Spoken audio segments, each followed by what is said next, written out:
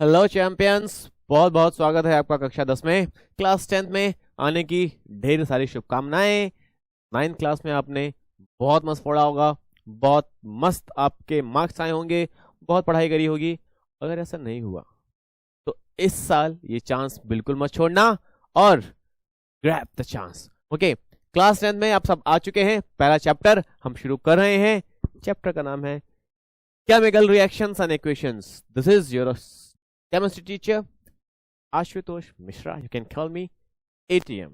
Okay, शुरू करते हैं first chapter, chemical reactions and equations. Chemical reactions होती क्या है बेसिकली, है ना। दुनिया में जितने भी एटम्स हैं, जितने भी एलिमेंट्स हैं, आपस में मिलते जुलते हैं। वो लोग आपस में मिलकर कुछ नया बना देते हैं। तो सारी की सारी जो कुछ भी दो या दो से ज्यादा चीजें आपस में मिल रही हैं और मिलकर कुछ नया बना दे रही हैं, दैट इज केमिकल रिएक्शन। आप चाय बना रहे हो, दूध था, पानी डाला, चाय पत्ती डाली, गैस जला दी, कलर बदल गया, स्वाद बदल गया, केमिकल रिएक्शन हुई। ये केमिकल रिएक्शन है। तो केमिकल रिएक्शंस क्या होती है?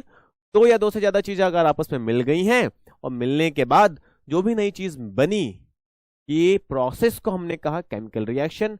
जिन चीजों को मिलाया वो थे रिएक्टेंट, और जो नई चीज हमें मिल गई दैट इज कॉल्ड प्रोडक्ट। फिर से, प्रोडक्ट मतलब आप कुछ चीजों को मिलाएंगे तो प्रोडक्ट को आपने इकट्ठा किया, उनको आप मिला रहे हैं, जो नई चीज मिल गई वो है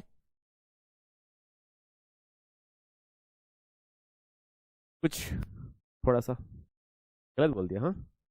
दो चीजों को आप मिलाएंगे, जिन दो चीजों को आप मिला रहे हैं वो है रिएक्टेंट, और जिन दो चीजों को आप मिला रहे हैं वो है रिएक्टेंट, और जो नई चीज मिली वो है प्रोडक्ट। जैसे कि आपको चाय बनाना है, आप चाय पत्ती लेकर आए, दूध लेकर आए, पानी लेकर आए, चीनी लेकर आए, ये सारे हो गए रिएक्टेंट्स। अब जब सबको मिलाकर गर्म कर कर आपने जब कप में डाला, छान के जो पी रहे हैं वो है प्रोडक्ट। तो रिएक्टेंट्स को मिलाकर आपने प्रोडक्ट बनाया। पहले कुछ चीजें कुछ और होती हैं, कुछ प्रोसेस करिए तो कुछ और बन जाती हैं। तो जो नई बन गई हैं वो प्रोडक्ट, जो पहले थी वो रिएक्टेंट, और जो आपने किया that is chemical reaction. The phenomena of changing these reactant to product is called chemical reactions. Okay, हम यहाँ जरा बात करते हैं टेक्निकली क्या कहा जाता है इनको। Chemical reactions are the process in which new substance, कुछ नया बनता है, new substances in which new substances with new properties are formed। Reaction कुछ गलत सी नहीं लग रही क्या? लगता मैंने पूरा नहीं लिखा क्या?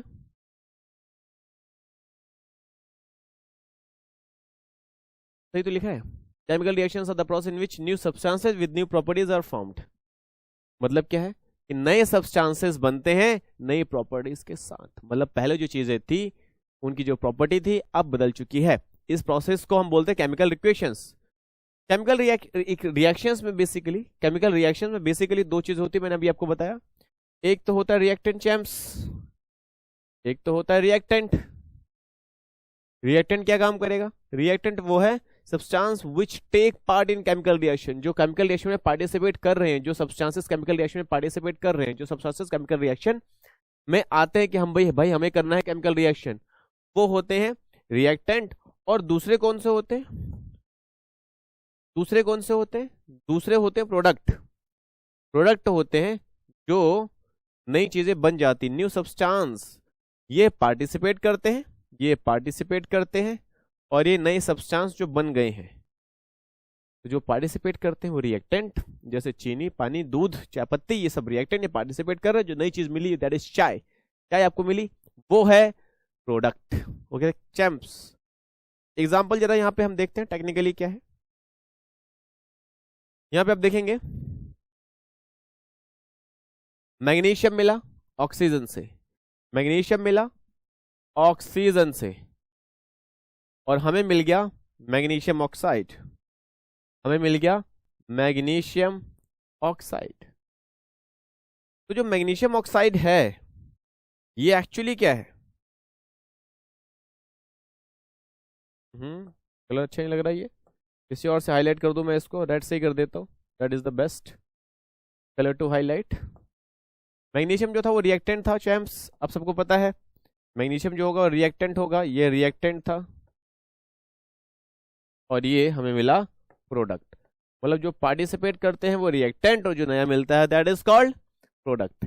अब केमिकल रिएक्शन तो हो गई, केमिकल रिएक्शन तो हमें पता है, केमिकल रिएक्शन मतलब दो या दो से ज्यादा चीज आपस में मिले और हमें कोई नई चीज मिल जाती है, उसे कहते हैं केमिकल रिएक्शन। अब केमिकल रिएक्शन जो होगी उसकी खास बात है, उसकी कैरेक्टरिस्टिक्स क्या है, केमिकल रिएक्शंस क्या होती हैं, कैसे होती हैं, आपको बताना पड़ेगा। इनकी खास बात है। आपको कैसे पता चलेगा कि केमिकल रिएक्शन हुई है? जेम्स, आप कैसे बता पाएंगे कि कहीं केमिकल रिएक्शन हो रही है कि नहीं हो रही है? दो चीजें आपस में मिली, कुछ नया बना होगा, आप कैसे बताएंगे कि यहाँ कोई नई चीज बनी? आपको कैसे मुझे दिख जाएगा? कैसे दिखेगा? मतलब उसी की पहचान, क्या क्या चीजें आप पहचानोगे, वहां पे क्या चीज दिखनी चाहिए कि आप कहेंगे यहाँ केमिकल रिएक्शन हो गई, चाय बनी और आपने कहा यहाँ केमिकल रिएक्शन हुई? कैसे बताया आपने? जेम्स कैसे बताया? आपने देखा कलर बदल गया, है ना, दूध पानी चाय पत्ती का सबको मिला तो कलर बदल गया। हमने केमिकल रिएक्शन बताया कि यार यहाँ कलर बदल रहा है तो केमिकल रिएक्शन हो रही है। केमिकल रिएक्शन पहचानने की कुछ बातें यहाँ पे हम यहाँ मैं आपको मेंशन कर रहा हूँ। कैरेक्टरिस्टिक ऑफ केमिकल रिएक्शन मतलब केमिकल रिएक्शन में क्या चीजें होती ही हैं, इनको देख के आप पहचान लेंगे। ये सारी की सारी एक ही रिएक्शन में होंगी? नहीं, कहीं ना कहीं इनमें से कोई ना कोई एक हो रही होगी तो केमिकल रिएक्शन है। सारी एक में भी हो सकती है, किसी एक में कुछ सिर्फ एक भी हो सकती है, लेकिन यही पहचान है केमिकल रिएक्शन के होने की। आप सब देख लो जरा ध्यान से। पहला है इवोल्यूशन ऑफ गैस। अगर कोई गैस बन रही है, अगर गैस बन रही है तो इसका मतलब केमिकल रिएक्शन। पहले नहीं थी यहाँ पे गैस, कुछ कुछ हुआ और एक नई गैस बननी शुरू हो गई, मतलब यहाँ केमिकल रिएक्शन हुई है। Got it champs? एक और, formation of precipitates. Formation of precipitates मतलब प्रेसिपिटेट्स मैं आपको बताऊंगा क्या होते हैं, चलो अभी बता देता हूँ। जब दो या दो से ज्यादा चीजें आपस में मिलती हैं, कोई नई चीज हमें दिखती है, हमें कोई नया प्रोडक्ट मिल जाता है। लेकिन जो नया प्रोडक्ट है अगर वो सॉलिड फॉर्म में मिला है और वो रिएक्शन में आराम से नीचे सेटल डाउन हो जा रहा है, प्रेसिपिटेट्स एक सॉलिड प्रोडक्ट होता है। प्रेसिपिटेट्स सॉलिड सॉलिड प्रोडक्ट होता है जो आराम से नीचे पाउडर की तरह पड़ा हुआ मुझे मिलता है। क्लियर है? इसमें और बातें करेंगे, इसमें और बातें करेंगे। अभी के लिए जान लेते हैं कि प्रेसिपिटेट्स मतलब प्रोडक्ट, हमें कोई सॉलिड प्रोडक्ट मिला है, मुझे सॉलिड पाउडर या सॉलिड क्रिस्टल्स मुझे मिले हैं जो रिएक्शन में अपने आप को सेपरेट कर लेते हैं पूरी रिएक्शन से। ओके, तो जेम्स एवोल्यूशन ऑफ गैस समझ में आया कि जब भी कोई रिएक्शन होगी तो कोई गैस हमें मिलती हुई पता चलेगी और उस गैस से हम समझ जाएंगे कि यहाँ रिएक्शन हुई है। पहले गैस नहीं थी, अब गैस है। ओके जेम्स, अगला जो है फॉर्मेशन ऑफ प्रेसिपिटेट। प्रेसिपिटेट की बात भी हम कर चुके हैं। ओके, कि जब अगर हमें कभी हम दो या दो से ज्यादा चीजों को मिलाते हैं और मुझे कुछ सॉलिड क्रिस्टल्स रिएक्शन में मुझे अलग से सेपरेटेड मिल जाए, दैट इज कॉल्ड प्रेसिपिटेशन। कुछ ऐसा सा है जैसे पानी, आपने नल का पानी चलाया, उसमें कुछ गंदा पानी था, मतलब मिट्टी वाला पानी आ रहा है, थोड़ी देर बाद सारी की सारी मिट्टी नीचे आपको बैठी हुई अलग से मिल जाती है। तो आज जब हम रिएक्शन करते हैं तो कुछ सॉलिड पार्ट हमें अलग से सेपरेटेड रिएक्शन में नीचे सेटल डाउन मिल जाता है, that is called precipitate. Okay, ये भी अगर मिले रिएक्शन में तो उसे हम मानते हैं कि हाँ रिएक्शन हुई है। ये भी एक रिएक्शन को होने की पहचान है। दूसरा, चेंज इन कलर। जैसे हमने चाय की बात करी, दूध में हमने चाय पत्ती डाला और दूध सफेद से ब्राउनिश हो गया, जो भी हो गया, है ना, तो कलर भी चेंज होता है केमिकल रिएक्शन में। चेंज इन टेम्परेचर, कई बार ऐसी रिएक्शंस भी होती हैं कि हम दो या दो से ज्यादा चीजें हमने मिलाई तो हमें कुछ हीट भी मिलती है, इसकी वजह से हमें टेम्परेचर चेंज दिखता है। Okay, now change in state. Change in state भी होता है, जैसे कि अगर मैं जिंक को किसी एसिड के साथ, मतलब मेटल को किसी एसिड के साथ मिलाऊं, तो एक सॉलिड है एक एक्वस है, एक्वस मतलब कुछ लिक्विड सॉल्यूशन है। ओके, एक सॉलिड है एक सॉल्यूशन है, दोनों को मैंने मिलाया तो मुझे कुछ गैस मिलेगा। देखिए रिएक्टेंट में मेरे पास कोई गैस नहीं थी, मैंने दोनों को मिलाया तो मुझे एक नई गैस, हाइड्रोजन गैस मिलेगी। मतलब गैस का बनना भी, जैसे हमने ऊपर ही बात कर ली कि गैस का बनना भी क्या कहलाता है कि वहां पे रिएक्शन हुई है। और गैस का बनना भी क्या, कहने का मतलब ये कि पहले गैस नहीं थी अब गैस मिल गई है, गैस मिल रही है तो मतलब चेंज ऑफ स्टेट, कुछ ना कुछ हुआ होगा। ये भी एक रिएक्शन की पहचान है। ओके, तो सबसे पहले हम पहला जो करते हैं टॉपिक, इवोल्यूशन ऑफ गैस। अगर रिएक्शन में इवोल्यूशन ऑफ गैस है तब भी हम पहचान सकते हैं कि यहाँ केमिकल रिएक्शन हुई है। उसकी पहचान के लिए हमारे पास टॉपिक देखो क्या है, हमारे पास एक एग्जांपल है जिंक सल्फेट। अगर मैं जिंक को सल्फ्यूरिक एसिड के साथ मिलाता हूँ, जिंक को अगर मैं सल्फ्यूरिक एसिड के साथ मिलाता हूँ, जिंक को सल्फ्यूरिक एसिड के साथ मिलाता हूँ तो मुझे मिलेगा जिंक सल्फेट, मुझे मिलेगा zinc sulphate and hydrogen gas, zinc sulphate and hydrogen gas. Zinc sulphate के साथ हाइड्रोजन गैस मिलेगी, मुझे पता चल जाएगा कि यहाँ गैस मिली है, पहले गैस यहाँ पे नहीं थी, अब यहाँ पे गैस मिल गई है, इसका मतलब यहाँ पे रिएक्शन हुई है। एक और फॉर्मेशन ऑफ प्रेसिपिटेट। सबसे पहले प्रेसिपिटेट की डेफिनेशन अगर आप लिखने के लिए आए तो क्या लिखोगे champs? A precipitate is a solid product, है ना, मैंने आपको बताया कि प्रोडक्ट में मुझे कुछ सॉलिड पार्ट मिलता है, कुछ सॉलिड क्रिस्टल्स मिल जाते हैं। तो a precipitate is a solid product which separates out from the solution during a chemical reaction.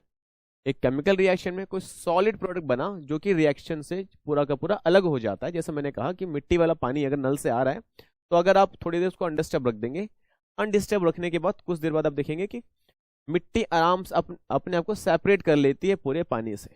Okay, तो कुछ ऐसा सही हमें मिलता है, हम कोई केमिकल रिएक्शन करते हैं तो कुछ सॉलिड प्रोडक्ट सेपरेटेड हमें अलग से मिल जाता है, जिसको आप छान के अलग कर सकते हैं, है ना, फिल्ट्रेशन से आप उसको अलग देख सकते हैं, ले सकते हैं। दैट इज कॉल्ड प्रेसिपिटेट, जो पहले वहां नहीं था। इसका एग्जांपल है सल्फ्यूरिक एसिड। अगर सल्फ्यूरिक एसिड में आप बेरियम क्लोराइड डालेंगे, अगर सल्फ्यूरिक एसिड में आप बेरियम क्लोराइड डालेंगे तो आपको, अगर सल्फ्यूरिक एसिड में आप बेरियम क्लोराइड डालेंगे तो आपको मिलेगा सल्फर क्लोराइड। यहाँ पे रिएक्शन गलत लिखी है थोड़ी सी, इसको हम ठीक कर लेते हैं। अब लिखेंगे सल्फर या सल्फ्यूरिक क्लोराइड, सल्फ्यूरिक क्लोराइड या sulphur chloride plus barium sulphate, नहीं वेट, बेरियम क्लोराइड आपने डाला था, सल्फ्यूरिक एसिड था, तो बेरियम सल्फेट मिलेगा और ठीक है।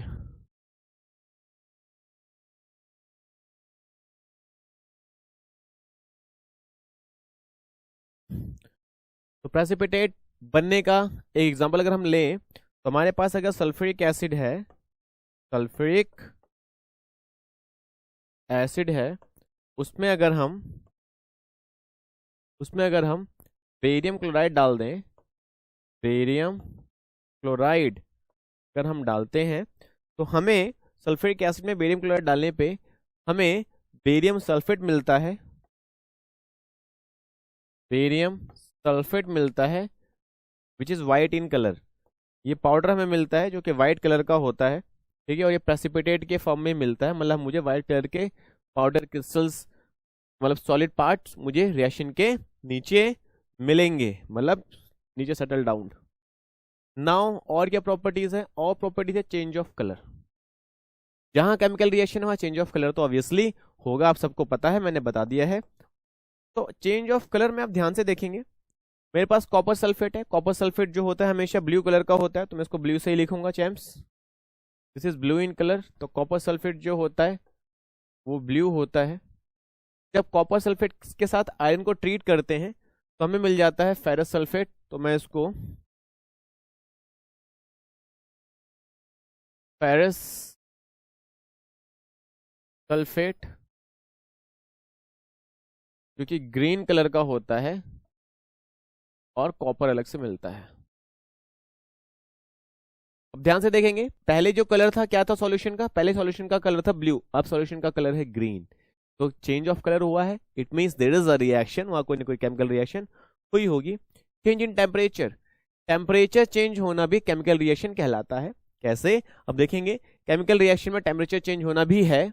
ओके चैम्प्स, क्विकलाइम, क्विकलाइम आपके पास एक चूना पत्थर होता है, चूना पत्थर को क्विकलाइम कहते हैं, CaO इसका फॉर्मूला होता है। चूना, चूना पत्थर जो है अगर उसमें आप पानी डालेंगे तो वो मिक्स होगा और जो सॉल्यूशन जो बनेगा वो कैल्शियम हाइड्रोक्साइड का बनेगा, जिसको हम स्लेक लाइम भी कहते हैं चैम्प्स। खास चीज क्या है, इसमें रिएक्शन इतनी विगरस होती है, बहुत सारी हीट बनेगी, जब आप पुराने जमाने में जब पुताई के लिए सफेदी के लिए चूना लाया जाता था, उसको बड़े बड़े ड्रम में रखते थे, उसमें फिर पानी डालते थे, बहुत ज्यादा हीट निकलती थी उसमें से, करके आवाज भी आती थी हीट की वजह से। ओके, तो हीट बनती है केमिकल रिएक्शन में, ठीक है, चेंज ऑफ टेम्परेचर भी होता है। तो उसका एग्जांपल हमारे पास क्विकलाइम में अगर वाटर डालते हैं तो स्लेग लाइम बन जाता है, स्लेग लाइम, कैल्शियम हाइड्रोक्साइड इसका केमिकल नेम है। ऐसा होता है, इसमें हीट भी हमें मिलती है, तो मैं यहाँ पे हीट भी लिख देता हूँ। Now change in state, change in state की बात हमने करी थी अभी। फिर से जिंक सल्फ, अगर जिंक है, जिंक को अगर जिंक ग्रैनुअल्स, जिंक के कुछ छोटे छोटे पीसेस आपके पास है, आपने उसको सल्फ्यूरिक एसिड के साथ ट्रीट करा है, सल्फ्यूरिक एसिड आपके पास है, इसका अगर आप ट्रीट कराते हैं तो आपको जिंक सल्फेट मिलेगा और हाइड्रोजन गैस की फॉर्म में मिलेगी। देखो यहाँ कोई गैस नहीं थी इस तरफ, मतलब यहाँ सब कुछ सॉलिड लिक्विड में था, यहाँ गैस मिल गई, मतलब चेंज ऑफ स्टेट हुआ है। तो चेंज ऑफ स्टेट होना भी एक केमिकल रिएक्शन की पहचान है। सो चैम्प्स, सारी बातें हमने कर ली है क्या? ये 1 2 3 4 5 ये 5 कैरेक्टरिस्टिक्स है केमिकल रिएक्शन के, ये 5 चीजों कहीं भी हो रही है तो केमिकल रिएक्शन हो रहा है। आपको इन सबका एक एक एग्जांपल याद रखना पड़ेगा, और ये पांचों कैरेक्टरिस्टिक्स तो आपको याद रखने ही पड़ेंगे। अगला है केमिकल रिएक्शन क्या होती है। Chemical reaction actually chemical reaction नहीं है, केमिकल इक्वेशन है। यहाँ पे केमिकल रिएक्शन जो होती है वो तो प्रोसेस है, जो कोई भी चीजें अगर हो रही हैं, ठीक है, दो या दो से ज्यादा चीजें मिल रही हो, केमिकल रिएक्शन है। लेकिन उसको दिखाने का जो तरीका है, ये क्या हुआ है, ये एक्चुअली क्या हुआ है, इसको अगर आप पेपर पे दिखाओगे विद फॉर्मूला, है ना, कोई चीज लाइक ये ऐसा हुआ, जिंक सल्फर, जिंक था सल्फ्यूरिक एसिड के साथ मिला तो मुझे जिंक सल्फेट मिल गया और हाइड्रोजन मिल गया। अगर इस पूरी प्रोसेस को आप सिंबल्स, लेटर्स, फॉर्मूले से शो करेंगे, जैसे कि मेरे पास था जिंक था तो मैंने लिखा जिंक, सल्फ्यूरिक एसिड को लिखा H2SO4, ओके, जिंक सल्फेट, फिर मुझे मिला जिंक सल्फेट, फिर मुझे मिला हाइड्रोजन गैस। अगर मैं इस पूरे फिनोमिना को ऐसे दिखा देता हूँ, symbols, letters, number of molecules, क्या क्या हुआ है, कैसे कैसे हुए, सारी चीजें अगर मैं दिखाता हूँ, पूरी केमिकल रिएक्शन को रिप्रेजेंट करने का जो तरीका होता है, उस तरीके को कहते हैं इक्वेशन। वो जो मेथड है, जिस मेथड में मैंने सब कुछ क्या क्या कैसे कैसे हुआ, सब कुछ मैंने एकदम तरीके से दिखा दिया, वो है केमिकल इक्वेशन। तो केमिकल इक्वेशन है, तो यहाँ पे हमने केमिकल रिएक्शन लिखा है, तो इसको मैं हटा देता हूँ, ओके, और मैं यहाँ लिख देता हूँ कि हम क्या करने जा रहे हैं, chemical equation. Okay champs, chemical equation, ये इक्वेशन है, रिएक्शन नहीं है।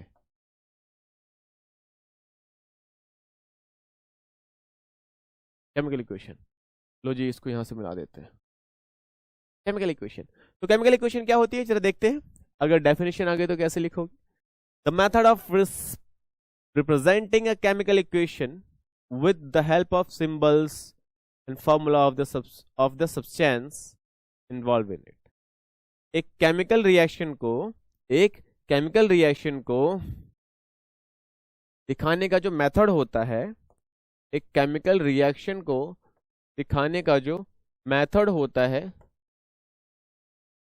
केमिकल रिएक्शन को दिखाने का जो मेथड होता है उसे हम कहते हैं केमिकल इक्वेशन, जिसमें हम सिंबल्स दिखाते हैं, फॉर्मूला दिखाते हैं, ठीक है, वो सारे सब्सटेंस भी दिखाते हैं जो भी उस रिएक्शन में इन्वॉल्व थे। मतलब एक रिएक्शन में जो भी सब्सटेंस इन्वॉल्व है, उस सब्सटेंस का फॉर्मूला, उसके कहते हैं नंबर ऑफ एटम्स, और उसका स्टेट की किस फॉर्म में उसको हमने यूज किया था सॉलिड लिक्विड गैस में, वो सब कुछ अगर हम दिखा रहे हैं तो उस सम को रिप्रेजेंट करने का जो तरीका है, that is called chemical equation। So this is chemical equation, the method of representing the chemical reaction with the help of symbol, formula of the substance। जो substance हमने यूज किया है उस substance का symbol हो कोई, formula हो कोई, number of atoms उसके दिखाने हैं, उसका state दिखाना है, ये सब कुछ अगर हम दिखाते हैं तो केमिकल रिएक्शन कहलाता है। एग्जांपल हमारे पास फिर से वही वाला है, जिंक है मेरे पास, सल्फ्यूरिक एसिड है, जिंक और सल्फ्यूरिक एसिड को मैंने मिलाया तो जिंक सल्फेट बन गया और हाइड्रोजन बन गया। ये तो था फिनोमिना, ये तो था मेरे प्रोसेस। इसको दिखाने का जो तरीका वो ये रहा, जिंक का सिंबल मैंने लिया Zn, सल्फ्यूरिक एसिड का सिंबल, ये फॉर्मूला आप कह सकते हो that is H2SO4, zinc sulphate बन गया दोनों को मिला के, दैट इज कॉल्ड ZnSO4, और फिर मुझे मिला हाइड्रोजन, दैट इज H2। ये है केमिकल इक्वेशन। अब केमिकल इक्वेशन को हम और इंफॉर्मेटिव बना सकते हैं। उससे पहले केमिकल इक्वेशन को बैलेंस करना आप सबको आना चाहिए, बहुत इंपॉर्टेंट है, आता ही आता है। 10th क्लास में एग्जाम में कम से कम 1 या 2 नंबर का एक क्वेश्चन 110% है हमेशा। और अगर आपको नहीं आता तो आपको केमिस्ट्री आ ही नहीं पाएगी। बहुत सिंपल सी चीज है। दुनिया में जहां जहां केमिस्ट्री पढ़ोगे वहां वहां केमिकल रिएक्शन पढ़ोगे, और जहां जहां केमिकल रिएक्शन है वहां वहां केमिकल रिएक्शन को बैलेंस करना पड़ेगा। तो केमिकल रिएक्शन बैलेंस करने के बहुत सारे तरीके हैं। सबसे अच्छा तरीका है कि भैया देखो, हिट एंड ट्रायल मेथड खुद ही कर लो। ओके, बड़ी क्लासेस में और भी मेथड्स आते हैं। ओके, ऑक्सीडेशन नंबर से भी हम इसको बैलेंस करते हैं, हाफ आयन इलेक्ट्रॉन मेथड से भी हम इसको बैलेंस करते हैं।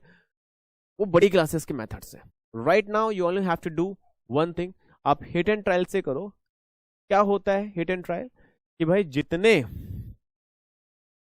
जितने इधर रिएक्टेंट हैं उतने ही इधर प्रोडक्ट होने चाहिए। मतलब अगर इधर हाइड्रोजन 10 है तो इधर भी हाइड्रोजन 10 होने चाहिए, इधर हाइड्रोजन 1 है तो उधर भी हाइड्रोजन 1 होना चाहिए, इधर ऑक्सीजन 3 है तो इधर भी 3 होना चाहिए। आपको ये करना होता है। ओके, तो इसके लिए हम क्या करते हैं, मैं आपको एक मेथड सिखा देता हूँ पहले। ये मेथड हिट एंड ट्रायल ही है, लेकिन बहुत काम आता है। ओके, किताबों में भी शायद ये मेथड होगा। पहले हम देखते हैं रिएक्टेंट मेरे पास कितने हैं, और फिर मैं देखता हूँ प्रोडक्ट। ये प्रोडक्ट होते हैं चैम्प्स और ये रिएक्टेंट होते हैं। तो रिएक्टेंट में मेरे पास केमिकल रिएक्शन में कौन कौन शामिल है पहले वो देखो। केमिकल रिएक्शन में शामिल है आपके पास हाइड्रोजन शामिल है। केमिकल रिएक्शन हो रही है हाइड्रोजन से और ऑक्सीजन से। केमिकल रिएक्शन में हाइड्रोजन और ऑक्सीजन है। ओके चैम्प्स, हाइड्रोजन कितने हैं रिएक्टेंट में? ये रिएक्टेंट है आपको पता है, तो हाइड्रोजन कितने हैं रिएक्टेंट में? 2। ऑक्सीजन कितने हैं? 2। प्रोडक्ट में कितने हैं?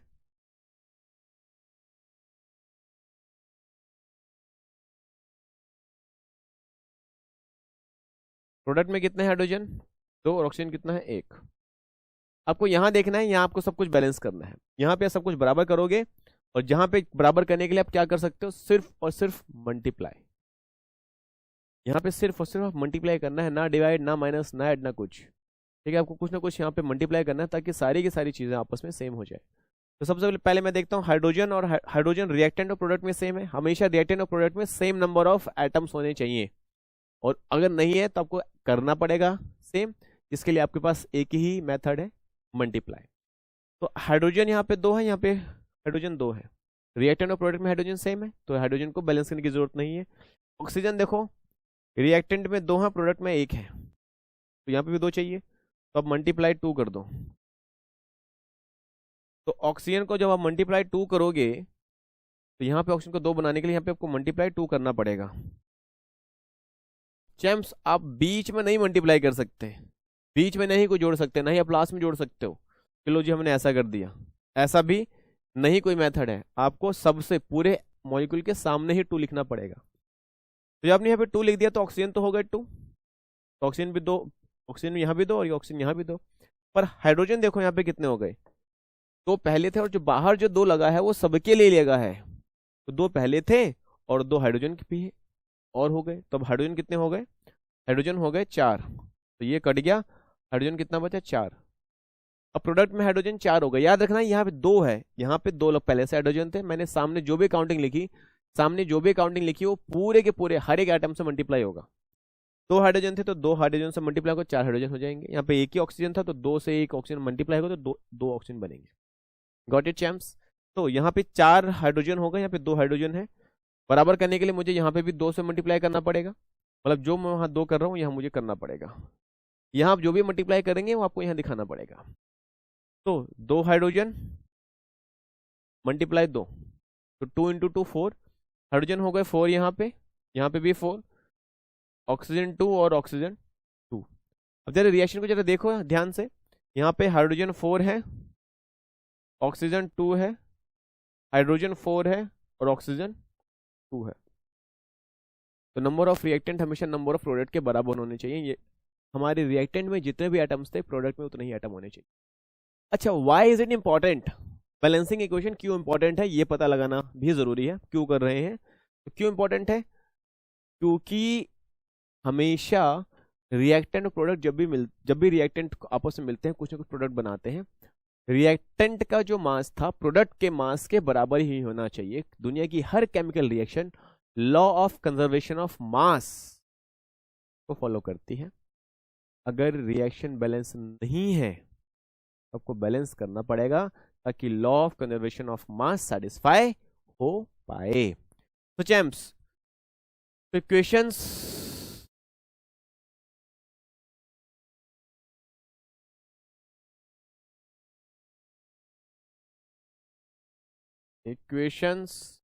must be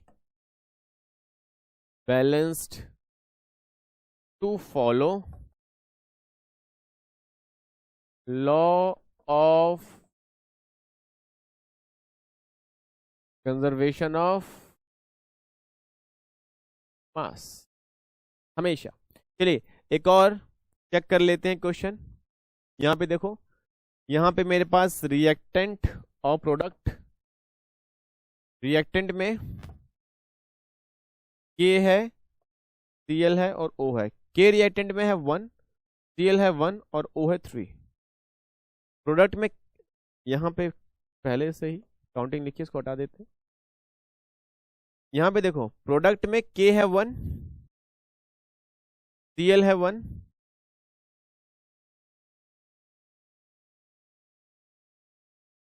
और O है 2। तो जेम्स ये 3 है, ये 2 है, बाकी सब तो बैलेंस है। दो चीजें बैलेंस है, एक चीज बैलेंस नहीं है, और जो चीज बैलेंस नहीं है वो लग रहा है कि पता नहीं कैसे मल्टीप्लाई करेंगे कि बैलेंस हो जाएगा, है ना। यहाँ पे 3 है, ये यहाँ पे 2 है, यहाँ पे ये 1 है, ये 1 है, सब कुछ। तो हम क्या करेंगे, हम करेंगे अगर मैं यहाँ पे 2, अगर मैं यहाँ पे 2 और यहाँ पे 3 कर दूं तो दोनों 6 हो जाएंगे। तो पहले इनको बैलेंस कर लेते हैं क्योंकि ये तो बैलेंस है ऑलरेडी, है ना। पहले ही बैलेंस है तो मैं इनको बैलेंस कर देता हूँ। किसी भी चीज से मल्टीप्लाई कर सकते हो, मैंने कहा सिर्फ मल्टीप्लाई, दोनों तरफ भी कर सकते हो, एक तरफ भी कर सकते हो। तो मैंने क्या किया, इसको 3 से इसको 2 से मल्टीप्लाई किया, तो ये हो गया 6 और ये हो गया 6। चलो मल्टीप्लाई करना पड़ेगा, तो मल्टीप्लाई कर लेते हैं चैम्प्स। प्रोडक्ट को मैंने, प्रोडक्ट के ऑक्सीजन को किया मैंने 3 से मल्टीप्लाई, तो इसको मैंने किया 3 से मल्टीप्लाई, तो 6 हो गया। यहाँ पे मैंने किया 2 से मल्टीप्लाई, तो मैं इसको कर दिया 2 से मल्टीप्लाई। लेकिन जब मैं इसको रिएक्टेंट को जब मैंने 2 से मल्टीप्लाई किया तो अब ध्यान से देखो, 2 पोटेशियम भी हो गया मल्टीप्लाई, 2 क्लोरीन भी हो गया मल्टीप्लाई। तो यहाँ पे 2 पोटेशियम आ गए और यहाँ पे 2 क्लोरीन आ गए,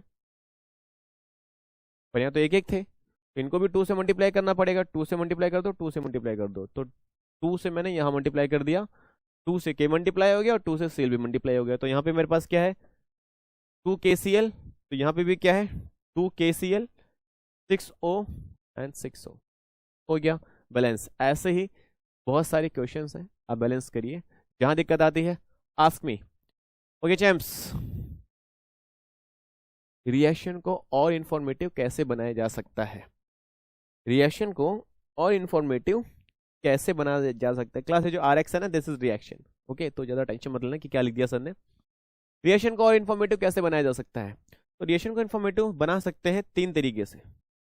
रिएक्शन लिखते समय इंडिकेट करिए कि फिजिकल स्टेट की जो रिएक्शन हमने रिएक्शन में जो रिएक्टेंट डाला है वो किस फिजिकल स्टेट में डाला है, और प्रोडक्ट जो मिला है वो किस फिजिकल स्टेट में मिला है।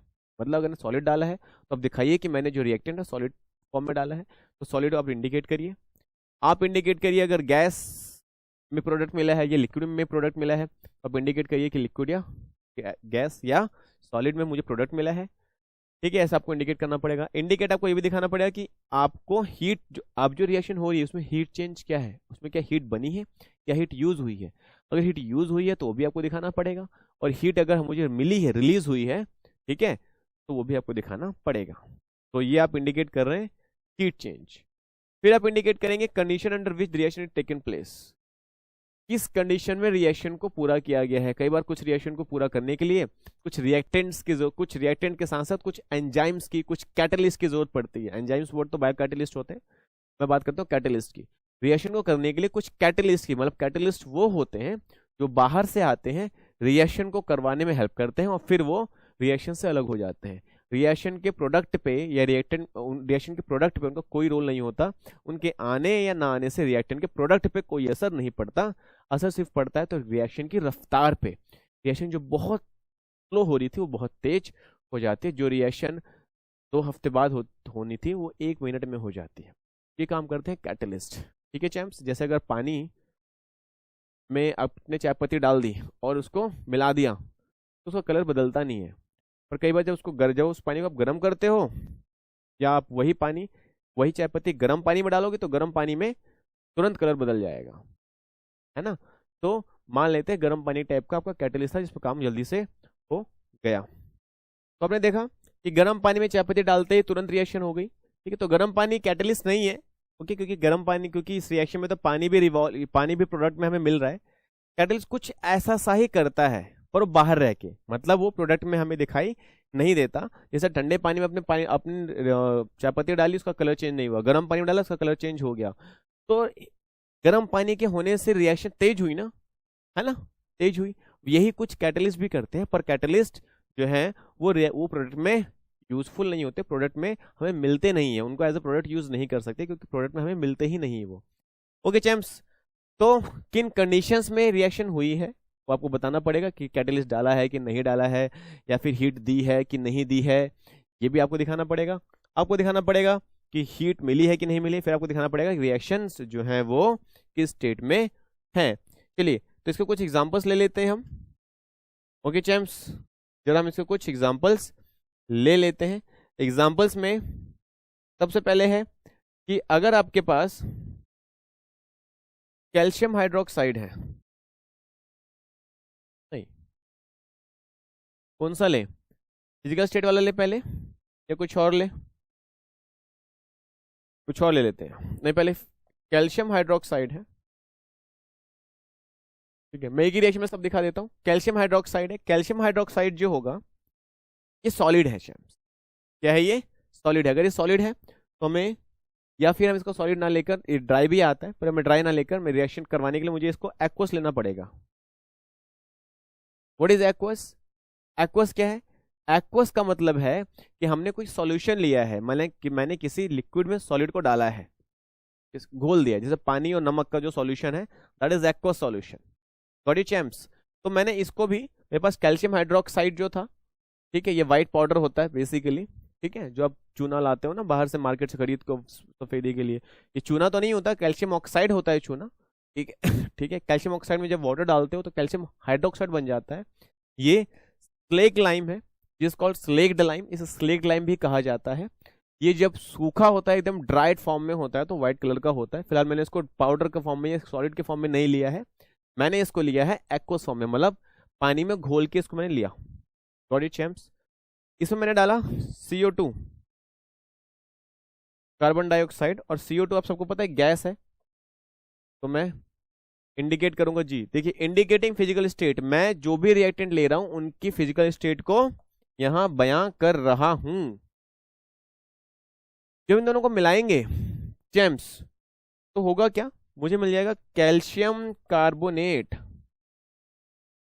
मार्बल, ठीक है, जिससे आपका चौक, ओहो कहाँ चला गया, जिससे आपके चौक बनाए जाते हैं, टाइलें बनाई जाती हैं, है ना, तो मार्बल पत्थर, तो this is called calcium carbonate. और कैल्शियम कार्बोनेट जो मुझे मिला वो सॉलिड फॉर्म में मिलेगा, आप सबको पता है ना, ये चूना है, ये एक मार्बल पत्थर है, मार्बल पत्थर मुझे सॉलिड के फॉर्म में मिलेगा। और कुछ यहाँ से मिलेगा, जरा देखो चैम्प्स, और कुछ मिलेगा, मुझे मिलेगा साथ में कैल्शियम, CO2 यहाँ आ गया, जब CO2 यहाँ आ जाएगा तो यहाँ से H2O निकल जाएगा, H2O निकल जाएगा, और ये मुझे मिला लिक्विड फॉर्म में। ध्यान से देखिए, मैंने सब बता दिया आपको क्या क्या, कि मैंने जो रिएक्शंस यूज करी है, मैंने जो रिएक्शन में जो रिएक्टेंट और जो प्रोडक्ट मुझे मिले हैं, ठीक है, उसकी मैंने फिजिकल स्टेट दिखा दी, तो फिजिकल स्टेट मैंने, ये जो फिजिकल स्टेट थी, ये वाला टॉपिक, ये मैंने देखो इंडिकेट कर दिया, मैंने फिजिकल स्टेट इंडिकेट कर दिया, फिजिकल स्टेट इंडिकेट कर दिया, फिजिकल स्टेट इंडिकेट कर दिया। फिर से हीट चेंज यहाँ पे कुछ खास दिखाई नहीं, मैंने जरूरत नहीं पड़ी। Condition under which reaction is taken place, reaction किस कंडीशंस में हुई है, बहुत नॉर्मल कंडीशन में थी तो उसको कोई दिखाने की जरूरत नहीं पड़ी। मैं आपको और एग्जांपल दिखाता हूँ। जिसमें पड़ेगी जरूरत दिखाने की। ओके, पर एक खास चीज ये देखो ध्यान से, ये जो है ये कैल्शियम कार्बोनेट जो है सॉलिड फॉर्म में होता है, ये मुझे प्रेसिपिटेट की टर्म में मिलता है, ये वाइट प्रेसिपिटेट है, प्रेसिपिटेट, यह है व्हाइट प्रेसिपिटेट। व्हाइट प्रेसिपिटेट का क्या मतलब हुआ, जब हम रिएक्शन इसको करते हैं तो पूरी रिएक्शन में ये व्हाइट सॉलिड फॉर्म में मुझे मिलता है, मुझे सॉलिड फॉर्म में एक व्हाइट प्रोडक्ट मिलता है, इसे प्रेसिपिटेट कहते हैं, क्योंकि रिएक्शन मुझे साफ साफ अलग नजर आता है ये। ओके चैम्प्स, अगली बात करते हैं। क्या था, फिजिकल स्टेट हमने दिखा दी, हीट चेंज। हीट चेंज दिखाते हैं। अभी आपने एक रिएक्शन करी है, आप सबको पता है वो रिएक्शन क्या है चैम्प्स, वो रिएक्शन है जैसे कि मेरे पास है कैल्शियम ऑक्साइड, इसमें अगर मैं वाटर डाल दूं तो ये कैल्शियम हाइड्रोक्साइड बन जाता है, साथ में बहुत सारी हीट मिलती है, साथ में बहुत सारी हीट मिलती है।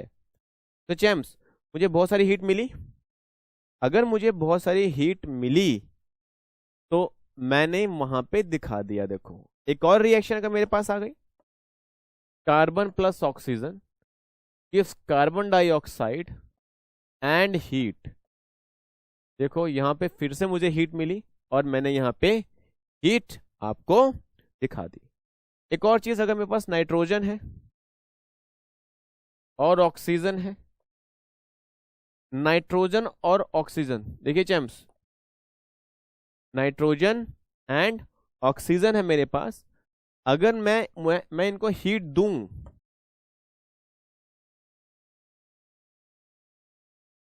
अगर मैं इसको हीट दूं तो मुझे निट्रस ऑक्साइड या फिर नाइट्रोजन मोनोऑक्साइड मिल जाएगा। अब देखो ध्यान से, ये था गैस की फॉर्म में, तो मुझे स्टेट्स इंडिकेट करने हैं। इस रिएक्शन में मुझे हीट मिली है, इस रिएक्शन में मैंने हीट दी है, रिएक्शन को हीट की रिक्वायरमेंट थी, तो जब रिक्वायरमेंट थी तो जो चीजें चाहिए रिएक्शन के लिए वो कहाँ होते हैं, रिएक्टेंट में, प्रोडक्ट में, वो रिएक्टेंट में। जो चीजें कंज्यूम होती हैं रिएक्शन के लिए, जो चीजें चाहिए होती हैं, जो चीजें मुझे देनी है रिएक्शन को, तो सारी सारी रिएक्टेंट में, तो मुझे जो मिलता है वापस, मुझे जो आउटपुट मिलता है वो सारा प्रोडक्ट में। तो ये मैंने गलत कर दिया, CO2, तो कार्बन और ऑक्सीजन को मिलाया तो मुझे कार्बन डाइऑक्साइड मिला, साथ में हीट मिली। तो जो साथ में जो मुझे जो प्रोडक्ट, मुझे हीट बाद में मिले रिएक्शन के, इसलिए मैंने प्रोडक्ट में लिखा। यहाँ पे रिएक्शन में हीट चाहिए थी, जरूरी थी, इसलिए मैंने रिएक्शन पूरी कराने के लिए हीट चाहिए थी, इसलिए मैंने रिएक्शन को रिएक्टेंट में, हीट को रिएक्टेंट में लिखा, ताकि ये रिएक्टेंट में हीट बता रहा है कि हीट इज कंज्यूम्ड, हीट को यूटिलाइज किया गया, हीट को यूज किया गया है। यहाँ पे प्रोडक्ट में हीट का मतलब है कि मुझे हीट मिली है। तो रिएक्शन के बारे में फुल इंफॉर्मेशन हीट के पोजीशन से पता चल रही है।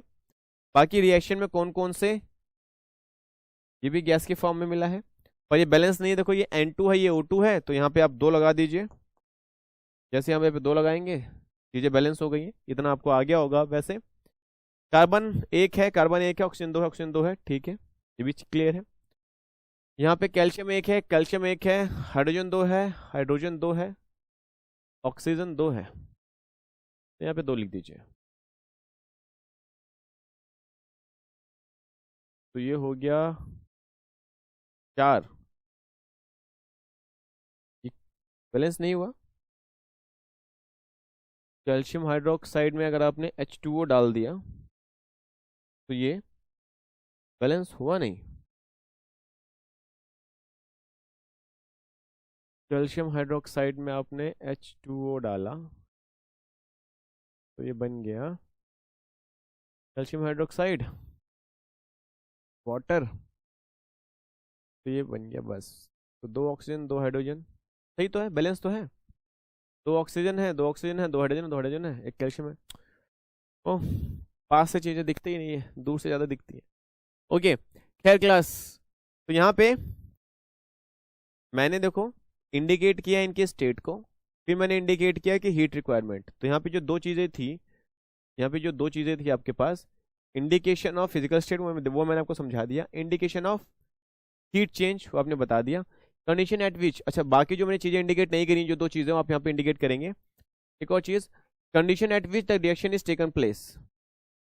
कई बार क्या होता है कि रिएक्शन में हीट की जरूरत पड़ती है, हीट हमने डाली है रिएक्शन को कराने के लिए, हीट डाला है, कुछ कैटलिस्ट डाला है। तो हीट अगर आप रिएक्शन में, कोई एक रिएक्शन में आपको बताऊं, जैसे मेरे पास है KClO3, KClO3 गिव्स, अगर मैं इसको डिकम्पोज करूंगा चैम्प्स, अगर मैं इसको डिकम्पोज करूंगा तो मुझे मिलेगा potassium chloride KCl+O2।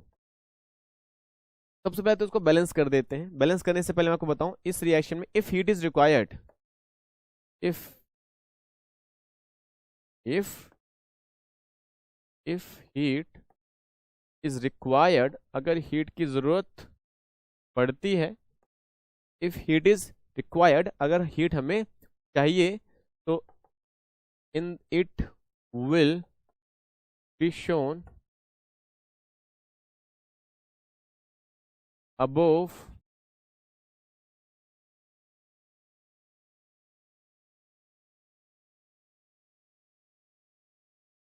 it will be shown above the arrow। इस एरो के ऊपर हम क्या करेंगे, छोटा सा ट्रायंगल बना देंगे। इसका मतलब है हीट यूज हो रही है रिएक्शन में, गॉट इट चैम्प्स। उसके बाद अगर कैटलिस्ट यूज होता है, इफ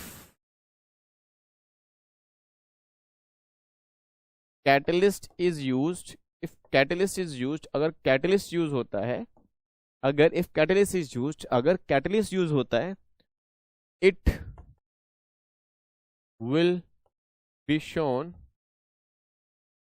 above और below, above और below the arrow। इस रिएक्शन में हीट यूज होगी तो हमने ऊपर ट्रायंगल शो कर दिया, ठीक है चैम्प्स। अब इसके अंदर हमें कैटलिस्ट भी अगर डालना है तो मैं कैटलिस्ट डालूंगा यहाँ पे। तो कैटलिस्ट को कैसे शो करूंगा, MnO2। यहाँ पे मैंने एक कैटलिस्ट डाला, तो उस कैटलिस्ट को मैंने क्या कर दिया, MnO2 यहाँ पे रख दिया।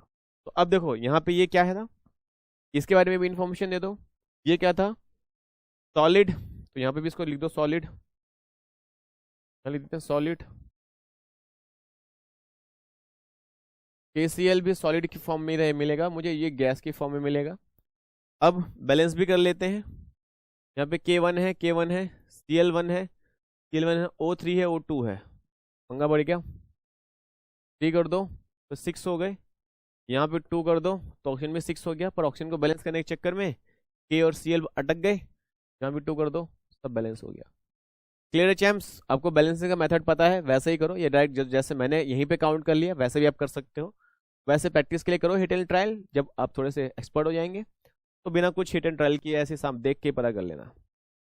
तो चैम्प्स, रिएक्शंस के बारे में अभी हमने बेसिकली इतना जाना कि रिएक्ट जहाँ पे भी गैस इवॉल्व हो, कलर चेंज हो, टेम्परेचर चेंज हो, स्टेट चेंज हो, वहाँ पे रिएक्शंस हो रही हैं। इनको दिखाने के लिए हमें इन रिएक्शन को अलग अलग हर एक सब्सटेंस के सिंबल के साथ लिखना होता है, उनको बैलेंस भी करना होता है, law of conservation of mass को फॉलो करने के लिए या सेटिस्फाई करने के लिए।